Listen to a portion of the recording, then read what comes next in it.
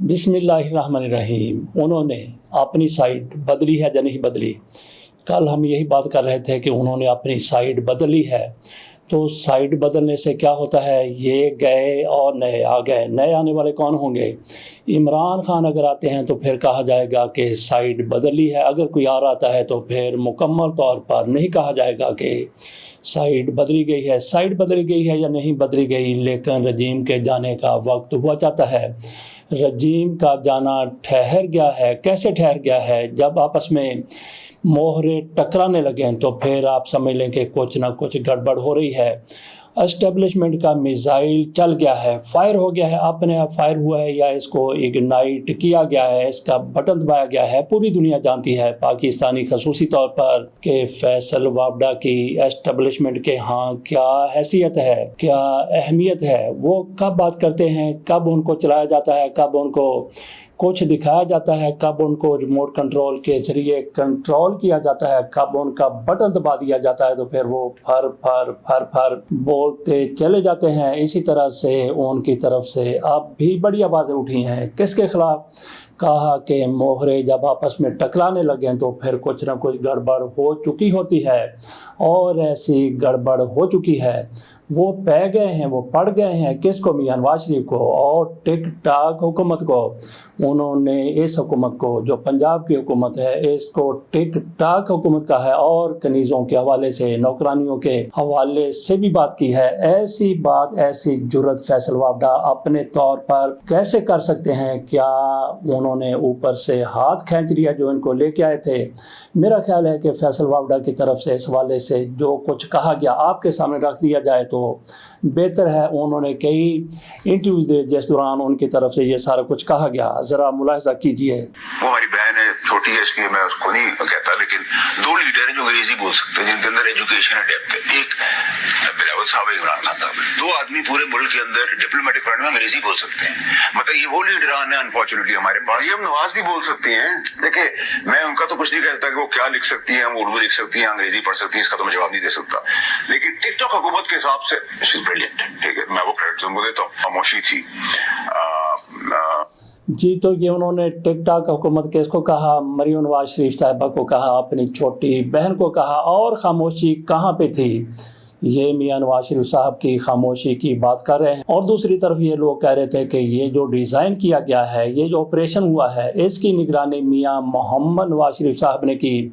एक दूसरे से बढ़ के, एक दूसरे पे चढ़ के ये लोग बयान दे रहे थे। और ताज़ा तरीन बयान अय्याज सादिक साहब की तरफ से आया। उन्होंने सोचा कि मैं खुशामद में पीछे, किसी से पीछे क्यों रह जाऊं। उनकी तरफ से बयान आ गया कि मियां नवाज शरीफ की तरफ से ये सारी प्लानिंग की गई थी, उन्होंने ये सारा डिज़ाइन किया था। शायद हाथ पर मेहंदी लगाने वाला वो डिज़ाइन किया था, या फिर कोई ग्राफिक डिज़ाइनिंग की थी मियां नवाज शरीफ साहब की तरफ से, या कोई एटम बम का फार्मूला उन्होंने डिज़ाइन किया था। अब देख लेते हैं कि फैसल वावडा मियां नवाज शरीफ की थ्रू और खामोशी के बारे में क्या कहते हैं। मियां साहब की तरफ से और जो टिकटॉक सूबाई गवर्नमेंट है उसकी जो खामोशी थी वो सबको फील हुई, क्योंकि देखिए हमने किसी की हुब्बुल वतनी पे कभी सवाल नहीं किया, चाहे नवाज शरीफ साहब हो, जरदारी साहब हो या इमरान खान साहब हो, सब हुब्बुल वतन है। लेकिन खामोशी जो है बड़ी मायने खेज है, इसने हर्ट किया है पाकिस्तानियों को। मतलब मेरे मुस्लिम लीग नून के बहुत से रहनुमा कह रहे हैं कि हुकूमत की सारी स्ट्रेटजी नवाज शरीफ साहब खुद बना रहे थे। देखिए ये सब प्रॉब्लम ये है कि ना तो पढ़े लिखे, ना इनमें कोई शऊर है। जी, तो ये देख लीजिए फैसल वावडा की तरफ से इनको क्या कहा गया, बल्कि आगे चल के हम आपको बताते हैं। उन्होंने इनको जाहिल तक भी कह दिया, कि इनको जाहिल तक कह दिया। ये जो टिकटॉक बैठे हुए हैं, ये जो हुकूमत बैठी हुई है, जो रजीम बैठी हुई है, उन्होंने रजीम के हवाले से तो बात नहीं की, क्योंकि फैसल वावडा साहब खुद भी इस रजीम का हिस्सा हैं। बहरहाल मियां नवाज शरीफ साहब पर वो चढ़ाई करते हुए नजर आए। जिस तरह से ये बार बार कह रहे थे कि मियां नवाज शरीफ ने ये सारा डिज़ाइन किया है, उस हवाले से भी इन्होंने जो कहा वो भी आपके सामने रखता हूँ। और जिस तरीके से उन्होंने इनको कनीज़ें कह दिया, नौकरानी कह दिया, और फिर 26वीं तरमीम में आधी और तरमीम की भी उन्होंने तजवीज़ दी। ज़रा मुलाहिजा कीजिए। ये ठंडर भी बना दिया, पता नहीं क्या क्या हो गया, उतनी बड़ी सीट कहाँ से आएगी, और पता नहीं जो भी था। एक तो ये लोग जाहिल लोग, पढ़े लिखे नहीं, इनमें कोई सियासी शऊर नहीं है। और मैं तो समझता हूँ एक 26वीं अमेंडमेंट का 26.5वीं अमेंडमेंट आनी चाहिए, जिसके अंदर नून लीग की टिकटॉक गवर्नमेंट जो है पंजाब की, उसमें एक कोटा बना दिया जाए کنیزوں کا, نوکرانیوں کا اور نوکروں کا, ان کو وزیر مشیر بناتے ہیں. پنجاب گورنمنٹ کہاں سے آگے بیچ میں؟ ادھر سے ہی بیانات آ رہے ہیں نا, ٹھنڈر آ گیا, آپریشن تھیٹر سے, آپریشن روم سے سارا کچھ جج کر دیا, سب پلان ہو گیا. نہ 3 میں نہ 13 میں. اور جی تو آپ نے سن لیا کہ فیصل وابڈا صاحب کس کے بارے میں کیا بات کر رہے ہیں. کیا کسی میں اتنی جرت تھی کل تک کہ مریم نواز شریف صاحبہ کی حکومت, پنجاب کی حکومت کے حوالے سے اس طرح کی نوکرانیوں والی, کنیزوں والی کوئی بات کر دے تو اس سے یہی مطلب لیا جا سکتا ہے کہ سائیڈ بدلی ہے یا نہیں بدلی, لیکن رجیم کے جانے کا وقت ہوا چاہتا ہے. اسحاق ڈار صاحب پاکستان سے باہر چین گئے ہوئے ہیں. ان کی طرف سے, اس حکومت کی طرف سے ایک وفد بھی بلاول بھٹو زرداری کی سربراہی میں تشکیل دیا ہے, جو پاکستان کا موقف پوری دنیا کو جا کے بتائے گا, بڑے بڑے ممالک کو جا کے بتائے گا. ادھر بھارت کی طرف سے بھی ایسا ہی وفد تشکیل دیا جا چکا ہے. اس پر ہم کل بات کر چکے ہیں. تو اسحاق ڈار صاحب چین میں گئے ہیں, چین کو بتائیں گے کہ پاکستان نے آپ کا اسلحہ, آپ کا جہاز کیسے استعمال کیا اور کیسے بھارت کو شکست فاش سے دو چار کیا. ان کی طرف سے ایک ٹائم لائن بھی دی گئی ہے ان کی اسحاق ڈار صاحب کی طرف سے کہ کب کس کا فون آیا, کیسے فائر سیز ہوا, کیسے جنگ بندی ہوئی, سارا کچھ انہوں نے ایک ایک کر کے بتا دیا. دنیا کو یہی بتایا کہ بھارت کا کس طرح سے بیانیہ ناکام ہوا ہے. اور اس دوران جب وہ ٹائم لائن بتا رہے تھے کہ روبیو کا فون کس کو آیا, مجھ کو فون آیا, وزیر اعظم کو فون آیا, آرمی چیف کو فون آیا, ساتھ انہوں نے یہ بھی کہا کہ پرنس فیصل کا بھی مجھے فون آیا. اور انہوں نے کہا کہ مجھے یہ پتہ چلا ہے کہ روبیو بھی اس حوالے سے متحرک ہیں, دوسرے بھی ممالک کے اس حوالے سے اپنا اپنا کام کر رہے ہیں, تو کیا میں بھی بھارت کے ساتھ بات کروں. تو میں نے کہا جی ٹھیک ہے, آپ بھی بات کر لیجئے. پھر آدھے گھنٹے کے بعد ان کا فون آیا, انہوں نے فیڈ بیک دی. تو اسحاق ڈار کی طرف سے پوری ایک ٹائم لائن بتا دی گئی کہ کب کیا ہوا, لیکن اس دوران ان کی طرف سے کچھ بہکی باتیں بھی سامنے آ گئیں جو اس فورم پر ان کو کرنے کی ضرورت نہیں تھی. شاہ زیب خانزادہ صاحب کو وہ انٹرویو دے رہے تھے, تو اس دوران ان کی طرف سے کہا گیا کہ بھارت کا اب کا پہلگام والا بیانیہ پٹ کے رہ گیا ہے, کوئی اس کو ماننے کے لیے تیار نہیں ہے. لیکن انہوں نے جو بہکی بات کی, غیر ضروری بات کی, ان کی طرف سے کہا گیا کہ البتہ پلوامہ میں جو کچھ ہوا تھا وہ بھارت کا بیانیہ چل گیا تھا, اس کو دنیا نے مان لیا تھا. ہم بالکل بھی ماننے کے لیے تیار نہیں ہے, تسلیم کرنے کے لیے تیار نہیں ہے کہ کسی نے دنیا میں بھارت کا وہ بیانیہ بھی مانا تھا. پاکستان نے نہیں مانا تھا. پاکستان کی طرف سے واضح طور پر کہا گیا, اور یہی پاکستان کا آج بھی نیریٹو ہے, آج بھی موقف ہے کہ بھارت کی طرف سے وہ فالس فلیگ آپریشن تھا جس کا بدلہ لینے کے لیے بھارت نے پاکستان پر حملہ کیا تھا, اور پاکستان نے پھر اس کو جو جواب دیا تھا وہ آج تک یاد ہے, اور اس سے بھی بڑھ کر جواب اب دیا گیا ہے. تو یہاں پہ اسحاق ڈار صاحب کو ہم نے اس لیے کہا کہ بہکی باتیں کر گئے, کیونکہ پاکستان کا موقف یہی ہے, مضبوط موقف ہے کہ بھارت کی طرف سے وہ فالس فلیگ آپریشن کیا گیا تھا جس کو نہ پاکستان نے مانا اور نہ ہی دنیا نے مانا. جبکہ اسحاق ڈار کہتے ہیں کہ بھارت اپنا بیانیہ بیچنے میں کامیاب ہو گیا تھا. تو جس طرح سے اسحاق ڈار کی طرف سے ٹائم لائن دی گئی ہے, اسی طرح سے وکرم مصری صاحب وہ بھی بولے ہیں, بھارت کے سیکٹری خارجہ ہیں, ان کی طرف سے ٹرمپ پر چڑھائی کی گئی ہے. یہ چڑھائی کیسے کر دی گئی, وہاں پہ اپوزیشن بھی کہہ رہی ہے, وہاں پہ میڈیا بھی کہہ رہا ہے کہ ٹرمپ کون ہوتے ہیں ہمارے معاملات میں مداخلت کرنے والے. انہوں نے کیسے کہا کہ میں نے فائر بندی کروائی ہے, انہوں نے مداخلت کی تو کیسے مداخلت کی, کیوں مداخلت کی. بار بار انڈین میڈیا نہ صرف یہ کہ یہ بیانات ترش بیانات چلا رہا ہے, بلکہ بھارت میں تو ٹرمپ کے پتلے بھی جلائے جا رہے ہیں کہ ٹرمپ نے آخرکار مداخلت کی تو کیوں کی. ناظرین یقین رکھیے کہ جیسے صورتحال مزید کھل کر سامنے آتی جائے گی, وہاں پہ بھارتی وزیر اعظم کے پتلے جلائے جائیں گے, وہاں پہ بھارتی وزیر دفاع کے راج ناتھ کے پتلے جلائے جائیں گے, جے شنکر کے وزیر خارجہ کے پتلے جلائے جائیں گے, اور ان کے آرمی چیف کے ساتھ ساتھ دیگر افواج کے سربراہوں کے پتلے بھی جلائے جائیں گے. بلکہ آپ کو یہ بھی پتا ہے کہ ایئر چیف کو وہاں پہ پھینٹی لگ چکی ہے, پتلوں سے بھی آگے بات جائے گی.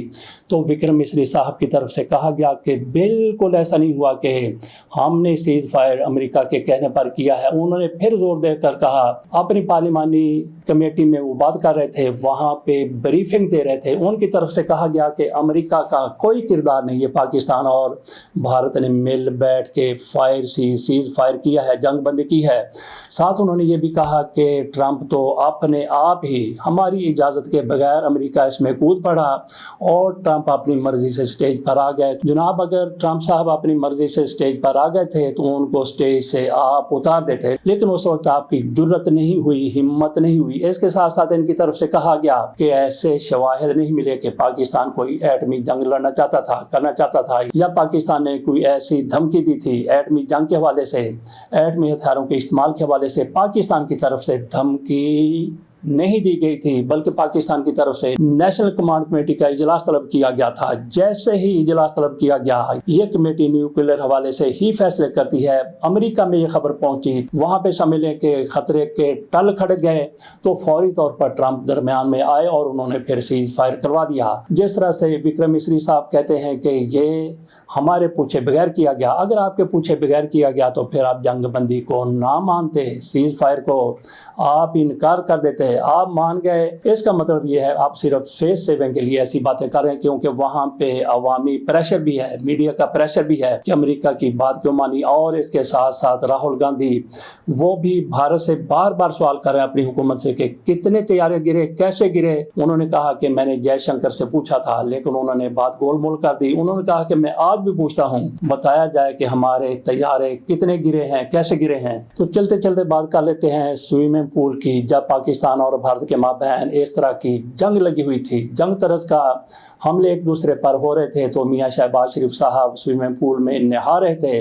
उनकी तरफ से कहा गया कि 2:30 बजे मुझे फ़ोन आया और मैं फजर के बाद स्विमिंग पूल में नहाता हूँ। ये नहा रहे थे, तो इस पर समी इब्राहिम साहब की तरफ से बताया गया है कि अगर अखराजात का तखमीना लगाया जाए तो पानी के अखराजात, बिजली के अखराजात, बाकी जो रिपेयर के अखराजात, बाकी चीज़ें जो इस्तेमाल होती हैं, वो 1 करोड़ रुपया 1 महीने का बन जाता है। तो शहबाज शरीफ साहब ने हमेशा बचत की बात की है। ये तो अरबों रुपए पाकिस्तान के ख़जाने के बचाए जाते हैं, तो ये कैसे इतने ज़्यादा अखराजात अफोर्ड कर सकते हैं, कैसे इतने अखराजात होने दे सकते हैं। तो हो सकता है शहबाज शरीफ साहब ने जो चड्डी पहनी हो नहाने के लिए, कच्छा पहना हो सकता है कि इन्होंने वो 9 रुपए का खरीदा हो, लंडे में गए हों, उन्होंने कहा कि 9 रुपए का है। तो शहबाज शरीफ साहब क्योंकि वसीउ कल्ब साबित हुए हैं, शाह खर्च साबित हुए हैं, तो इन्होंने 10 रुपए का नोट दिया होगा और 1 रुपया कहा होगा कि टिप का रख लें। तो शहबाज शरीफ साहब जब लंदन गए थे, वज़ीर आज़म नहीं थे, तो वहाँ पे टैक्सी में सफ़र कर रहे थे, तो टैक्सी ड्राइवर को जो इनकी तरफ से अदायगी की गई, उसके बाद उनसे वो बकाया लेते हुए भी नज़र आ रहे थे। वो चंद एक सिक्के थे, तो शहबाज शरीफ साहब ने वो उस ड्राइवर को क्यों टिप नहीं दी थी, इसलिए नहीं दी थी कि वो पाकिस्तानी नहीं था। अगर वो पाकिस्तानी होता तो जैसे इन्होंने लंडे वाले को 1 रुपया छोड़ दिया, उसको भी छोड़ देते। तो समी इब्राहिम साहब अपने दावे पर एक बार फिर रजू कर लें, नजर सा निकालें कि शहबाज शरीफ साहब कैसे 1 करोड़ रुपया 1 महीने का स्विमिंग के पानी पर, स्विमिंग पूल पर लगा सकते हैं। हो सकता है शहबाज शरीफ साहब वज़ीर आज़म हाउस में जो स्विमिंग पूल है वो लाहौर से लेके चले गए हों, वहाँ जाके फिट करवा लिया हो। इसके साथ इजाज़त दीजिए और फिर उसका आने वाले वज़ीर आज़म को भी फ़ायदा हो जाएगा, वो भी उसमें चुबियाँ मार सकेगा, डुबकियाँ लगा सकेगा। अल्लाह हाफ़िज़।